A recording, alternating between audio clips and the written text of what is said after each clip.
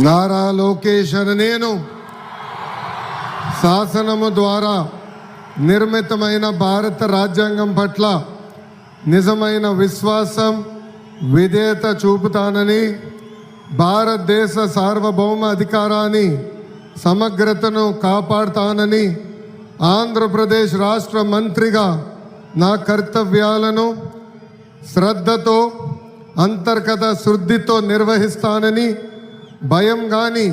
పక్షపాతం కానీ రాగద్వేషాలు కానీ లేకుండా రాజ్యాంగాన్ని శాసనాలు అనుసరించి ప్రజలందరికీ న్యాయం చేకూరుస్తానని దైవ సాక్షిగా ప్రమాణం చేస్తున్నాను.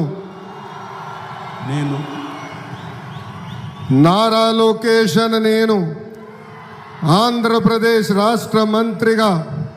నా పరిశీలనకు